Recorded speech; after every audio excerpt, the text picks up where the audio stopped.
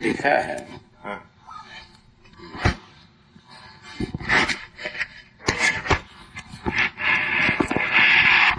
क्या लिखा है? अनासक्त विचार ही हाँ?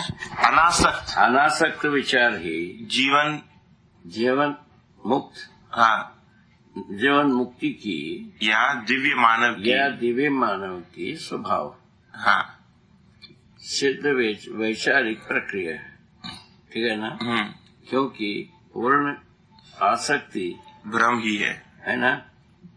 संपूर्ण आसक्ति भ्रम ही है। हाँ।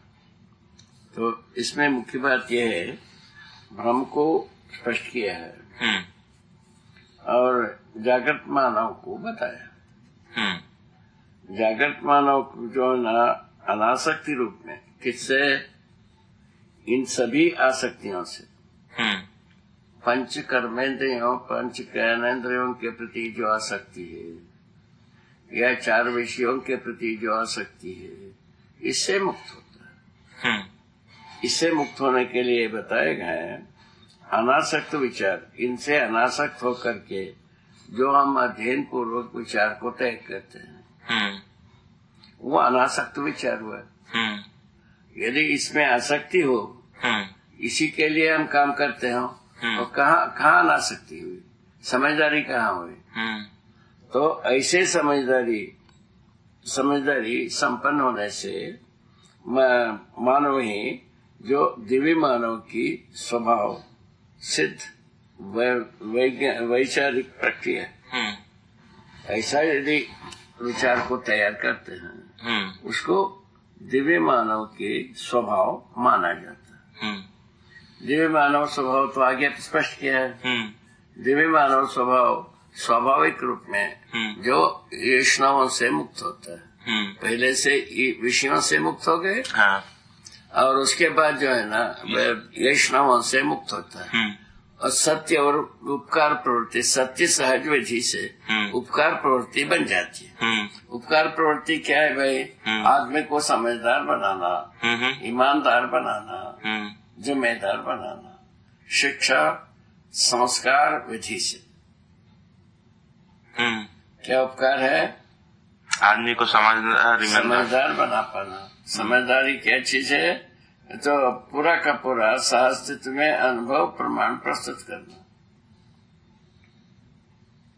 चार अवस्थाओं के साथ संतुलित रूप में जीने के लिए ज्ञान प्रदान करना, समाधान पूर्वक जीने के लिए ज्ञान प्रदान करना, प्रामाणिकता रूप विधि से जीने का ज्ञान प्रदान करना, ये कुल मिलाकर के उपकार।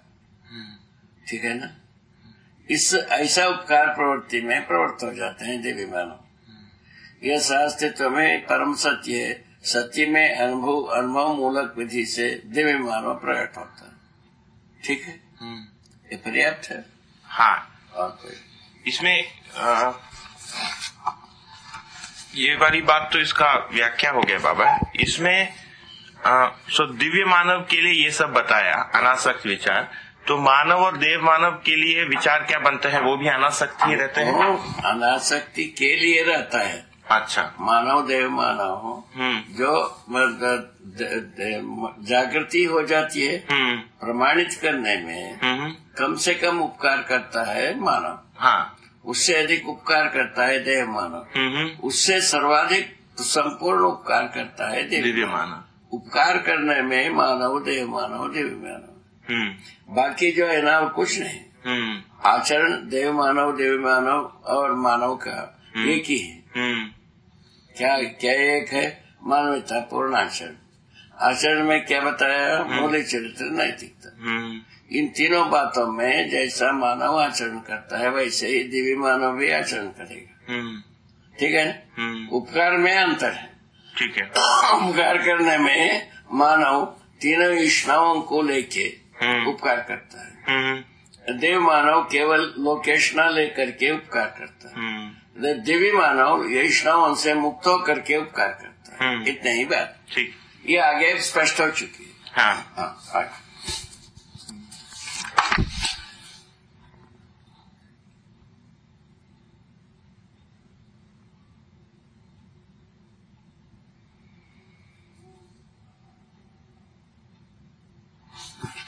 ये वाला नेक्स्ट लाइन है, इसमें लिखा है कि जीवन मुक्त अर्थात ब्रह्म मुक्त मानव अर्थात सहअस्तित्व में अनुभव संपन्न को भूतकाल के स्मरण से तथा भविष्य की आशा से पीड़ा नहीं होती, वह वर्तमान से विरोध नहीं होती, है ना।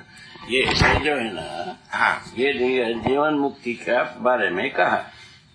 जीवन मुक्ति से क्या आशा है बाबा यहाँ पर? जीवन मुक्ति का मतलब है ब्रह्म मुक्ति। अच्छा, ये लिखा है ना है। जीवन में जो ब्रह्म मुक्ति हो गया, जीवन क्या है, और उसमें भ्रम नहीं रह गए, ब्रह्म मुक्ति ही जीवन मुक्ति। ठीक है, ठीक है ना।